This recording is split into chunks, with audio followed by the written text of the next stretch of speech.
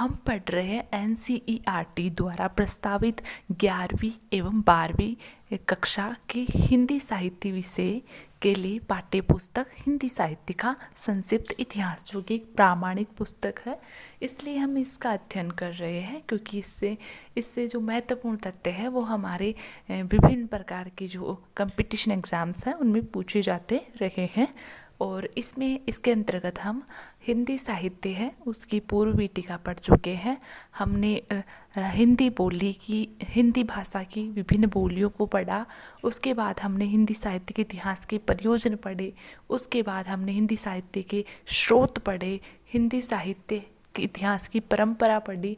और अब हम पढ़ेंगे हिंदी भाषा पर सांस्कृतिक प्रभाव है, वो हम पढ़ चुके हैं कल की क्लास में। और आज हम पढ़ेंगे हिंदी भाषा पर राजनीतिक प्रभाव। आप अगर चैनल पर नए हैं, पहली बार आप चैनल पर आए हैं, तो चैनल को सब्सक्राइब कर दें, लाइक कर दें, क्योंकि आपको इस पर कंपटीशन से संबंधित महत्वपूर्ण जानकारियां हैं वो मिलती रहेगी। तो पढ़ते हैं हम हिंदी भाषा पर राजनीतिक प्रभाव। तो हर्षवर्धन का साम्राज्य 7वीं शताब्दी के आरंभ में छिन्न भिन्न हो गया, क्योंकि हम जानते हैं हर्षवर्धन है तो इनका शासनकाल रहा, काफ़ी सुदृढ़ और सशक्त शासनकाल रहा इनका। और अंतिम शासक रहे हैं ये हिंदू जिनका इतना समृद्ध शासन है वो भारत पर रहा। उसके बाद जो राजनीतिक स्थितियां हैं वो छिन्न भिन्न हो जाती है। तो हम देख रहे हैं कि 7वीं शताब्दी के आरंभ में छिन्न भिन्न हो गई, क्योंकि जो हर्षवर्धन का साम्राज्य है वो छिन्न भिन्न हो गया, क्योंकि हर्षवर्धन है उनकी मृत्यु होने के बाद में उनके जो उत्तराधिकारी है वो इस शासन सत्ता को अच्छी प्रकार से संभाल नहीं पाए। उसके द्वारा शासित राज्यों ने अपनी संप्रभुता प्राप्त कर ली, यानी कि जिन पर हर्षवर्धन ने शासन किया था उन राज्यों ने अपने आप को स्वतंत्र कर लिया। साथ ही आक्रमणकारियों के लगातार युद्धों से भारतवर्ष की स्थिति को शोचनीय बना दिया। इस कारण से क्योंकि सब स्वतंत्र हो गए हैं तो विदेशी जो आक्रमण है वो भारत पर अधिक होने लगे, क्योंकि एक सुसंगठित शासन सत्ता है वो भारत में रही नहीं। इस कारण से उनका आतंक है वो अधिक बढ़ गया। भारत की संगठित जनता पतन की ओर जा रही और उस समय इस्लाम राज्य की नींव रखी जा रही थी, क्योंकि विदेशी आक्रमणकारी है वो इस्लाम धर्म से संबंधित ही रहे हैं। 8वीं शताब्दी से 15वीं शताब्दी तक भारतीय राजनीतिक परिस्थितियां धीरे धीरे क्षीण होती चली गई और इस्लामी शासक हिंदुस्तान पर काबिज हो गए, यानी कि 15वीं शताब्दी के आते आते भारत पर स्थायी रूप से जो इस्लामी शासक है उनका आधिपत्य जम गया। यानी कि 15वीं शताब्दी में हम देखते हैं कि 1527 में है खानवा का युद्ध होता है राजस्थान में, और राजस्थान में भी जो है मुगल वंश है उसकी स्थापना हो जाती है। और इससे पूर्व जो भारत है उस पर इससे पूर्व भी मुगल वंश है उसका शासन है वो स्थापित हो चुका होता है। विदेशी युद्धों से आहत भारतीय जनता अपना धैर्य खो चुकी थी, क्योंकि बार बार युद्ध हो रहे थे तो जनता है वो अपना धैर्य खो रही थी। विदेशी शक्तियों के आक्रमण का प्रभाव साहित्यिक क्षेत्र में पड़ने लगा। क्यों पड़ने लगा साहित्यिक क्षेत्र में? क्योंकि विदेशी आक्रमण हुए, विदेशियों ने आकर भारत पर शासन स्थापित कर लिया। और जो विदेशी आए हैं वो कौन है? इस्लामिक शासक है, इस्लाम से या कहे कि मुस्लिम धर्म है उसको मानने वाले हैं। और उनकी जो भाषा है वो कैसी है? वो अरबी फारसी उर्दू भाषा है, उनकी अरबी फारसी भाषा है। और उनका धर्म मुस्लिम धर्म है, इस्लामिक धर्म है। इस कारण से उन्होंने अपने जो साहित्यिक दृष्टिकोण से या कहे कि उनकी जो भाषा थी अरबी फारसी, उसकी शब्दावली है वो हिंदी भाषा पर या कहे कि जो हिंदुस्तानी भाषा थी उस पर उसका प्रभाव पड़ने लगा। और उन्होंने अपनी शैलियाँ हैं वो साहित्य पर थोपना आरंभ कर दिया, और अपना धर्म है वो भी थोपने की कोशिश उनकी रही है। इस कारण से जो साहित्य का क्षेत्र है वो इससे अछूता न रहा, और भारतीय जो भाषाएं थी उन पर अरबी फारसी या विदेशी भाषा है उसके शब्दों का प्रभाव है वो पड़ने लगा। भाषा में अरबी फारसी शब्द आ गए, चारों तरफ अराजकता, गृह क्लेश, विद्रोह है, आक्रमण, अशांति, निर्धनता से त्रस्त होकर मानव अपने मन को परम शक्ति परमात्मा के प्रति केंद्रित करने लगा। ये बिल्कुल मनोवैज्ञानिक तथ्य है कि जब भी मनुष्य है वो निराश हो जाता है तो वह ईश्वर की तरफ प्रवृत्त होता है। तो भारतीय जनता है वह भी जब त्रस्त हो जाती है, पूरी तरह से निराश हो जाती है, तो वो ईश्वर की शक्ति की ओर अपना ध्यान केंद्रित करने लगती है। इस समय 3 बातें प्रमुख थी। कुछ व्यक्ति भौतिक सुखों से वंचित होने पर आध्यात्मिक बातें करने लगे थे, यानी कि कुछ है वो तो सत्ता के चले जाने के बाद में अपने आप को आध्यात्मिकता की ओर प्रवृत्त कर लेते हैं। कुछ हिम्मत करके जी जान से दुश्मनों से लोहा लेते हुए प्राण न्यौछावर करने लगे, और कुछ ऐसे हैं जो हिम्मत दिखाते हैं और उन विदेशी जो आक्रमणकारी है, विदेशी शासक है, उनसे लड़ते हैं और लड़कर वो अपने आप को न्यौछावर कर देते हैं। और कुछ मरते मरते भी अपने भोग का परित्याग नहीं कर सके, और कुछ इस प्रवृत्ति के हैं कि वो अपने विलासिता में इतने डूबे हुए हैं कि उनकी मृत्यु, वो मरे तो मरे पर वो अपनी विलासिता, अपने भोग विलास को छोड़ नहीं पाए। इस युग में विचित्र परिस्थितियां उत्पन्न हो गई। इन परिस्थितियों के बीच चौथी पंक्ति उन लोगों की थी जिन्होंने अपने शौर्य और बुद्धि के बल पर धैर्य को बचाए रखा, यानी कि ऐसे व्यक्ति, ऐसे मनुष्य, ऐसे शूरवीर जिन्होंने अपने बाहुबल का यूज़ है वो बुद्धि के साथ किया और अपने धैर्य को बनाए रखा, और जब उनको मौका मिला तब वो उस शौर्य का, उस वीरता का और उस बुद्धि का प्रयोग करके सत्ता है वो वापस स्थापित करने की कोशिश करते रहे। ईश्वर की लोक कल्याणकारी सत्ता में अपना विश्वास जगाए रखे ऐसे वीर धरती के लिए गौरव बने रहे थे। उसी गौरवपूर्ण गाथा का उदय रासो साहित्य से हुआ। तो रासो साहित्य है ये आदिकाल की एक महत्वपूर्ण प्रवृत्ति है। रासो साहित्य, जिस आदिकाल की प्रवृत्तियां पढ़ेंगे तब रासो साहित्य पर हम विस्तृत विश्लेषण और विचार करेंगे। अभी हम इतना ही पढ़ेंगे इसके बारे में, जिसमें आश्रयदाता राजाओं की प्रशंसा, उसका अतिशयोक्तिपूर्ण वर्णन, शौर्य, वीरता एवं पराक्रम को दर्शाया जा रहा था। तो रासो साहित्य उसकी विशेषताएं क्या रही है कि जिस राजा के आश्रय में कवि है उस आश्रयदाता राजा की वो प्रशंसा करता है, अतिशयोक्तिपूर्ण उसका वर्णन करता है, शौर्य, वीरता और पराक्रम है उसको दर्शाता है, उसकी प्रशंसा करता है, उसके विरुद्ध उसकी विरुद्धावलियां है वो गाता है। राजनीति एक अजीब मोड़ ले रही थी।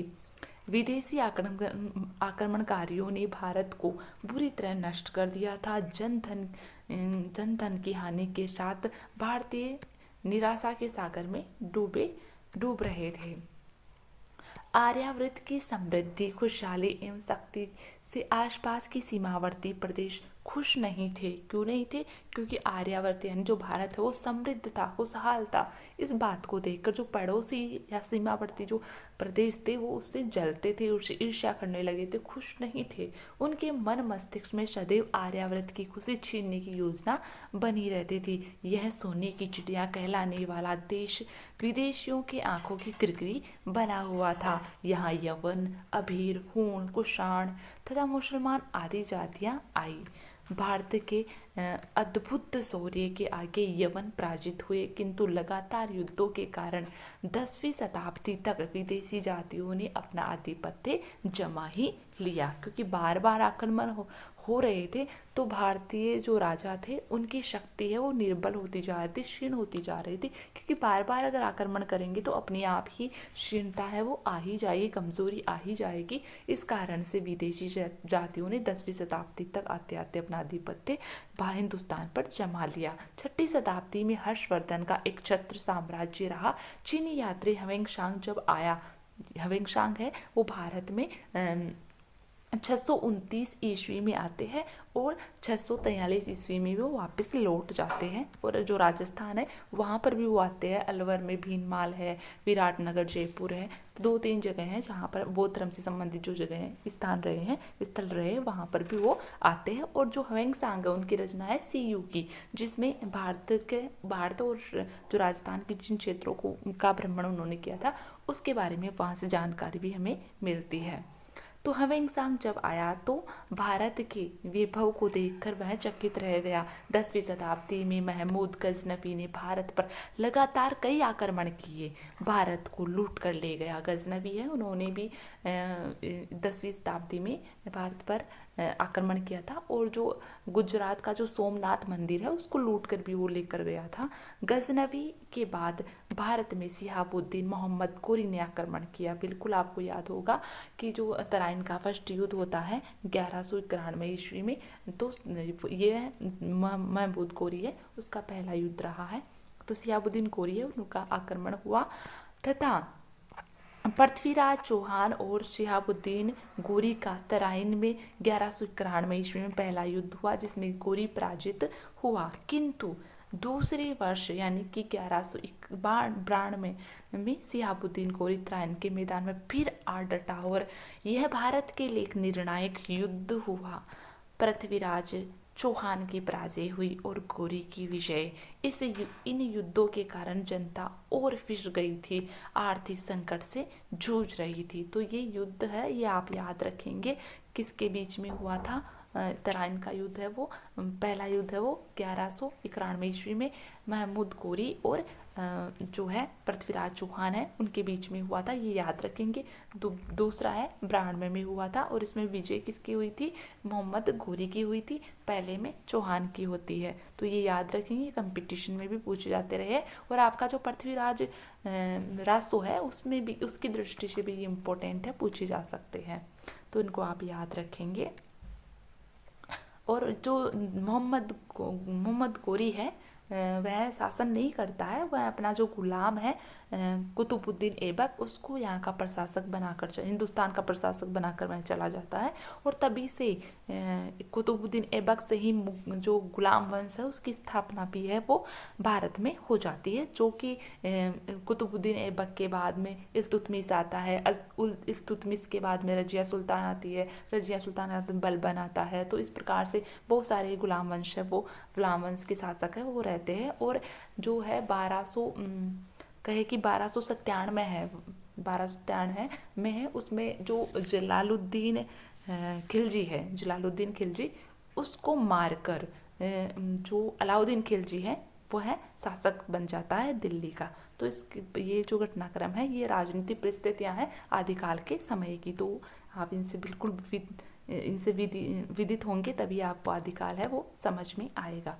पृथ्वीराज चौहान की पराजय हुई और गोरी विजय हुआ। इन युद्धों के कारण जनता पिस गई, आर्थिक संकट से जूझ रही थी, अकाल और भुखमरी से आहत थी, सम्राट युद्ध में व्यस्त रहते थे, गुलाम प्रथा का बोलबाला था। यानी कि अब जनता अकाल भुखमरी क्यों पड़ रही थी, क्योंकि शासक है वो जितना भी उसका जो आर्थिक सामर्थ्य है शासक का, वो अपना आर्थिक जो योगदान है वो अस्त्र शस्त्र बनाने में और जो सैनिक है उनके भरण पोषण में लगा रहे थे और उनका ध्यान जनता की ओर जा ही नहीं रहा था। इस कारण से जनता दुखी भी थी, भुखमरी का और अकाल का शिकार भी हो रही थी।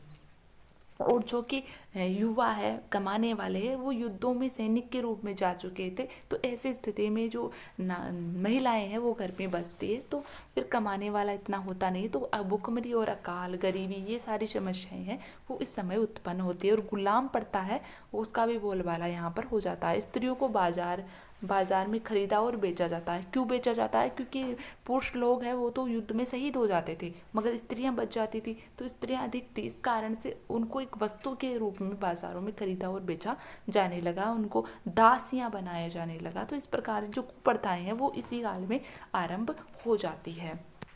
दास प्रथा का प्रचलन हो रहा था। गुलाम वंश से खिलजी वंश तक भारत की स्थिति दयनीय हो गई थी। मैं बता चुकी हूँ, गुलाम वंश है, मोहम्मद गोरी है, उनके जो गुलाम है कुतुबुद्दीन ऐबक, वहाँ से स्टार्ट होती है और एंड है वो जलालुद्दीन खिलजी है, वहाँ तक होता है। फिर जलालुद्दीन खिलजी वो खिलजी वंश की स्थापना करते हैं, और जो इनके ये जो अलाउद्दीन खिलजी है, ये अपने चाचा जलालुद्दीन खिलजी है उनको 1297 ईस्वी में मार देते हैं और खुद शासक बन जाते हैं। और फिर आगे का घटनाक्रम हम सब जानते हैं, पद्मावत में पढ़ते हैं हम, चित्तौड़ का युद्ध है, ठीक है, तो सिंहवाड़ा का युद्ध है, ये सारी चीज़ें हम बाद में देखते ही हैं। अकाल और गरीबी के कारण हिंदुओं को दुख भोगना पड़ता था।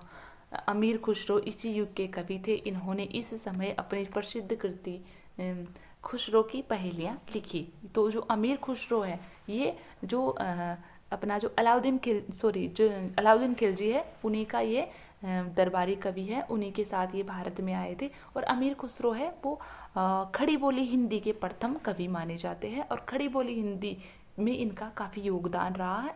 अमीर खुसरो को हिंदवी तोता या हिंदुस्तान की तूती के नाम से भी जाना जाता है। क्यों जाना जाता है? क्योंकि इन्होंने हिंदुस्तान के बारे में बहुत कुछ लिखा है, और खड़ी बोली हिंदी में इन्होंने लिखा है, इस कारण इनको हिंदवी तोता है वो कहा जाता है। और अमीर खुसरो ने खुद अपने लिए कहा है कि अगर आप हिंदुस्तान के बारे में कुछ जानना चाहते हो तो मुझे पढ़ो, मुझसे पूछो, मैं हिंदुस्तान की तूती हूँ। तो इस प्रकार से इन्होंने अपने आप को तूती खुद भी संबोधित किया है, और इनको हिंदुस्तान का तोता भी कहा जाता है। और जो अमीर खुसरो है, ये हिंदी के खड़ी बोली हिंदी के प्रथम कवि है, और इन्होंने पहेलियाँ, मुकरियाँ, खालिक बारी है वो लिखी है, और इनकी प्रसिद्ध रचना है खुजाइन उल खुदू है। तो इनकी एक पहेली हमारे दे रखी है, सामने देखते हैं। तरवर से एक तिरियां उतरी, उसने बहुत रिझाया, बाप का उससे नाम जो पूछा, आधा नाम बताया, आधा नाम पिता पर प्यारा, बूझ पहेली गोरी, अमीर खुसरो यूं कहे, अपने नाम न बोले निबोरी। तो ये क्या हो जाएगा?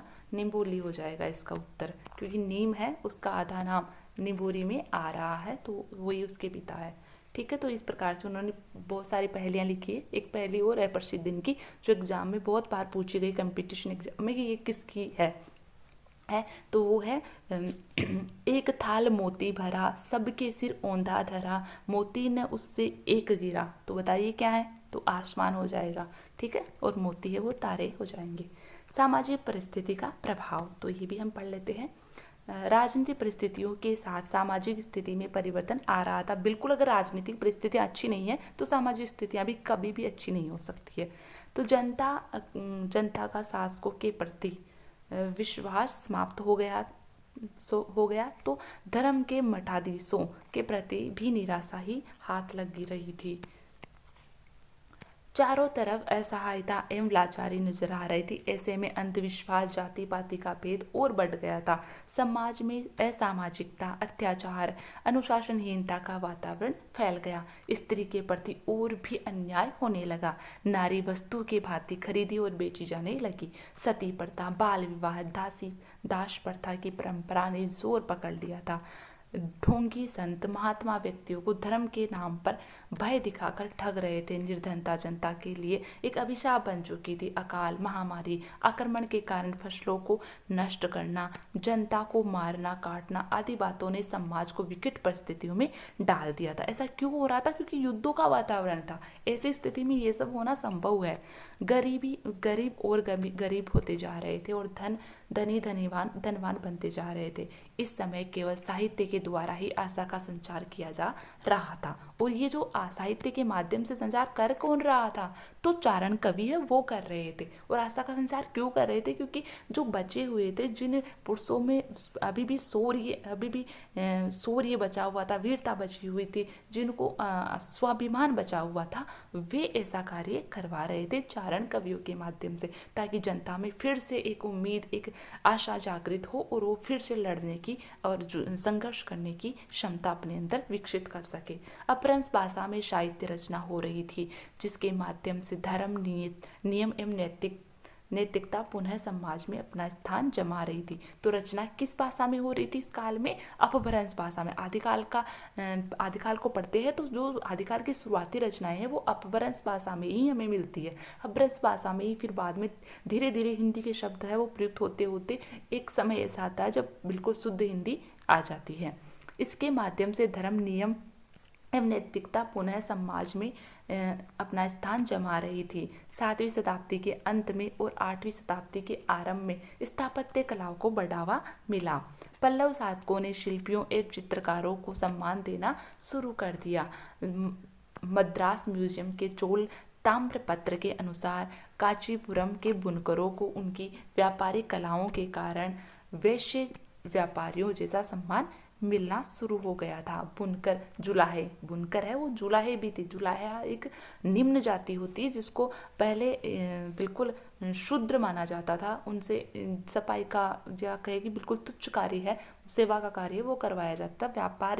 व्यापार वर्ग में उनको शामिल नहीं किया जाता था। मगर इस समय है वो जुलाहा जो निम्न जाति है उनको भी व्यापारियों के रूप में स्वीकार किया जाने लगा। दक्षिण में वैष्णव आलवार संतों के उच्च वर्ण एवं निम्न वर्ण के संत आपस में मिलजुल कर रह रहे थे। तो जो आलवार है वो वैष्णव, जो दक्षिण में जो विष्णु के को मानने वाले, जो विष्णु की पूजा करने वाले जो भक्त थे उनको आलवार के नाम से जाना जाता था, और जो शिव की पूजा करते थे उनको शिव के नाम से जाना जाता था।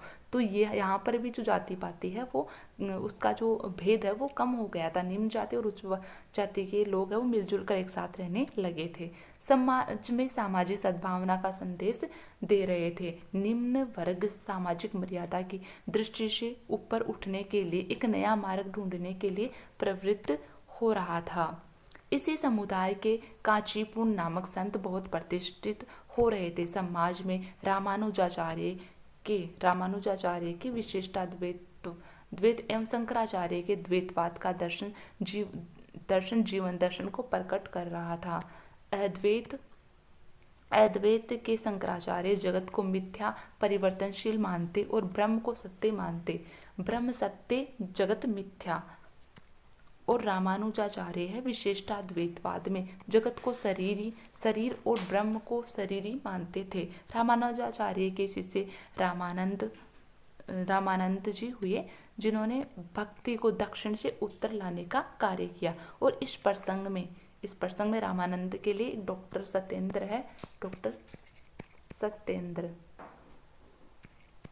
सत्येंद्र उन्होंने कहा भी है, सत्येंद्र ने कहा भी है कि भक्ति द्राविड़ उपजी लाए रामानंद, की भक्ति है वो द्राविड़ यानी दक्षिण में उत्पन्न हुई है और उसको उत्तर भारत में लाने वाले हैं रामानंद है। तो ये भी कही गई, तो आप इसको नोट करेंगे। एक तो उत्तर भारत में भक्ति आंदोलन को या भक्ति को उत्तर भारत में कौन लेकर आया? रामानंद लेकर आया।